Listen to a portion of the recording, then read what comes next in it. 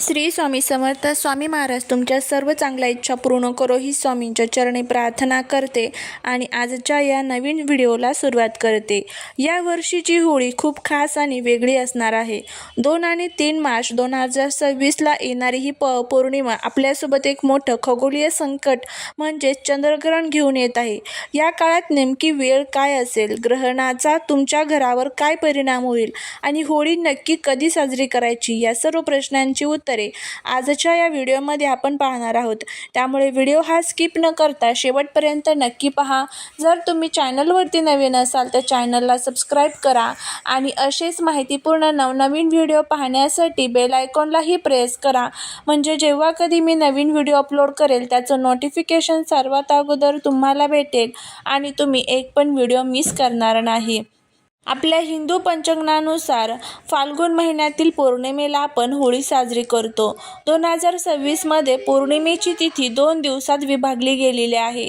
पौर्णिमा तिथीचा प्रारंभ हा 2 मार्च 2026 रोजी दुपारी 12:42 होत आहे. पौर्णिमा तिथीची समाप्ती ही 3 मार्च 2026 रोजी सायंकाळी 6:25 होत आहे.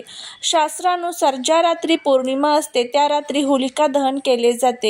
म्हणजेच 2 मार्च 2026च्या रात्री होलिका दहन होईल आणि 3 मार्चला धुलिवंदन म्हणजेच रंगांची होळी साजरी केली जाणार आहे.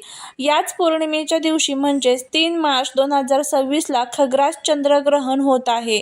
ग्रहणाची वेळ हे ग्रहण भारतीय वेळेनुसार दुपारी साधारणपणे 12:42 सुरू होईल आणि सायंकाळी 6:25 संपेल.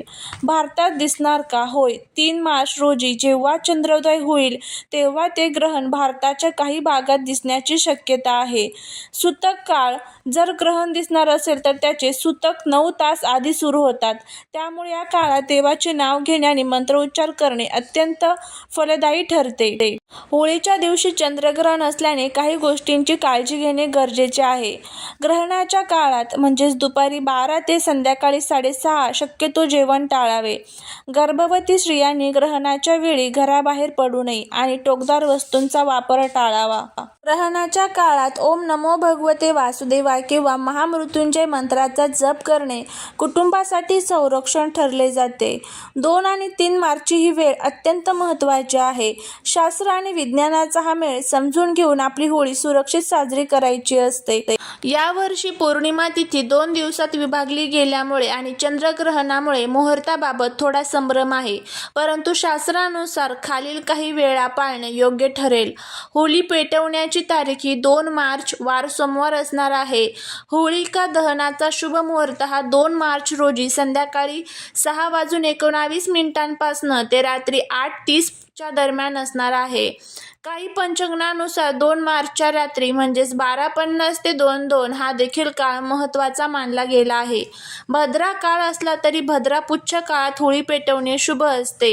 धुलिवंदन हे 4 मार्च बुधवारी असणार आहे. रंगपंचमी 9 मार्च सोमवारी असणार आहे. चंद्रग्रहणाचे सावट आहे 3 मार्च 2026 रोजी खग्रास चंद्रग्रहण आहे. दुपारी 3:20ला स्पर्श होईल आणि संध्याकाळी 6:48ला मोक्ष म्हणजे समाप्ती होणार आहे. भारतात हे ग्रहण दिसणार असल्यामुळे सकाळी 9:39 पासून सूतक काळ पाळावा लागेल. यामुळेच 3 मार्चला रंग खेळणे शास्त्रानुसार टाळले जात असून 4 मार्चला धुलिवंदन साजरे केले जाईल. होळीच्या ठिकाणी शेणाचे गौऱ्या, सुकी लाकडे आणि मधोमध एरंड्याचे झाड किंवा ऊस ठेवावा. होळीला नैवेद्य म्हणून पुरणपोळी अर्पण करावी. होळीभोवती 5 किंवा 7 वेळा प्रदक्षिणा घालून आपल्यातील वाईट विचार आणि नकारात्मकता या अग्नीत जाळून जावेत अशी प्रार्थना करावी. ही कथा आपल्याकडे आहे की भक्त प्रल्हाद आणि होलिका कशा प्रकारे देवाची भक्ती करणाऱ्या प्रल्हादाला वाचवण्यासाठी भगवान विष्णूने नृसिंह अवतार घेतला आणि अग्नीचे वरदान असूनही दृष्ट होलिका जळून खाक झाली. हा सण वाईटावर चांगल्याचा विजय आहे. होळी पेटवणे हे केवळ लाकडे जाळणे नसून ते नकारात्मकतेचे दहन करण्याचे प्रतीक आहे. शास्त्रानुसार होळी पेटवताना काही चुका टाळल्या नाही तर घरात अशांती आणि आर्थिक नुकसान होऊ शकते. त्याचबद्दलची आता आपण माहिती घेऊया. होळी पेटवताना टाळायच्या 5 मोठ्या चुका. चुकीच्या झाडांची लाकडे वापरणे. शास्त्रानुसार जिवंत किंवा फळ देणारी झाडे म्हणजेच आंबा, पिंपळ, वडाची झाड तोडून त्यांची लाकडे होळीत जाळू नयेत.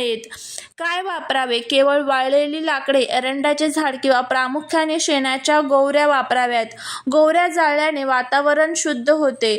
भद्रा काळात होळी पेटवणे अत्यंत अशुभ मानले जाते. यामुळे कुटुंबावर संकट येऊ शकते आणि सामाजिक अशांती पसरू शकते. 2026 मध्ये 2 मार्चला भद्रा पुच्छ किंवा शुभ मुहूर्तावरच संध्याकाळी 6:19 नंतर होळी पेटवावी. होळी हा एक पवित्र अग्नी आहे. लोक अनेकदा त्यात प्लास्टिक, त्याचबरोबर रबर किंवा घरातील कचरा टाकतात. हे शास्त्रोक्त दृष्टीने चुकीचे आहे आणि यामुळे वायू प्रदूषणही होते.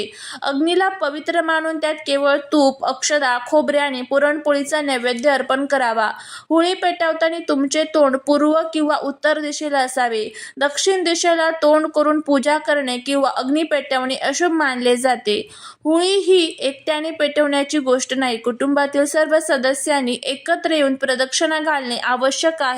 जर घरातील कर्त्या पुरुषाने किंवा स्त्रीने प्रदक्षिणा घातली नाही तर पूजेचे पूर्ण फळ मिळत नाही. ग्रहणाच्या सूतक काळात किंवा ग्रहण काळात शुभ कार्य किंवा अग्नी प्रज्वलित करणे टाळावे. 30 मार्चला सकाळी 9:39 पासून ग्रहणाचे सूतक सुरू होईल. या वेळेमध्ये जर घरात अन्न साठवलेले असेल तर त्यात तुळशीचे पान टाकून ठेवावे, जेणेकरून अन्नावर ग्रहणाचा नकारात्मक परिणाम होणार नाही.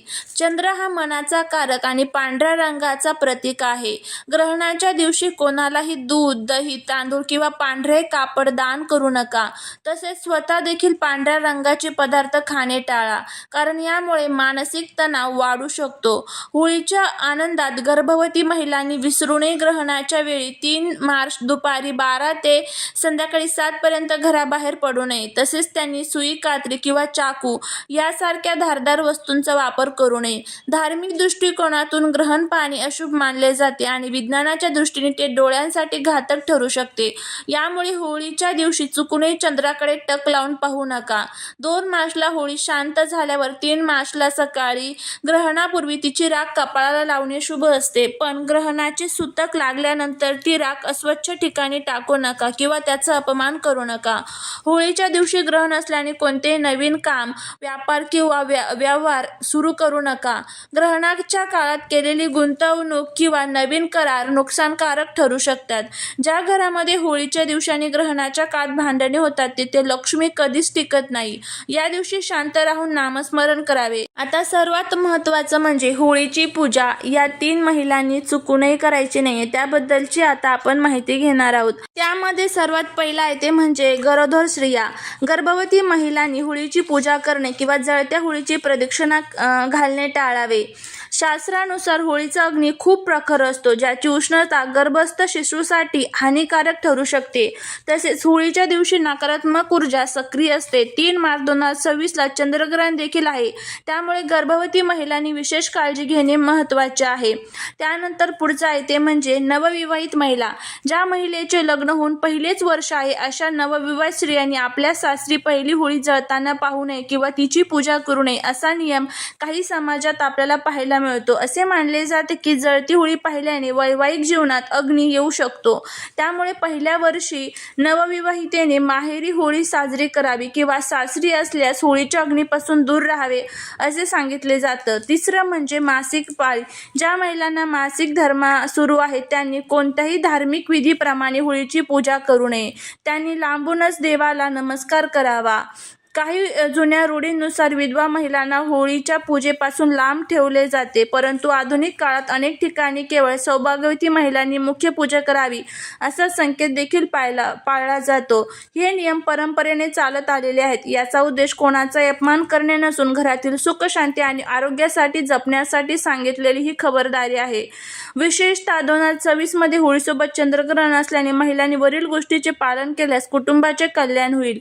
जर तुम्हाला हा व्हिडिओ आवडला आवडलं असेल तर लाईक, शेअर आणि सबस्क्राईब करायला विसरू नका. भेटूया पुढच्या एका छानशा नवीन व्हिडिओत एका नवीन माहितीसोबत. श्री स्वामी समर्थ.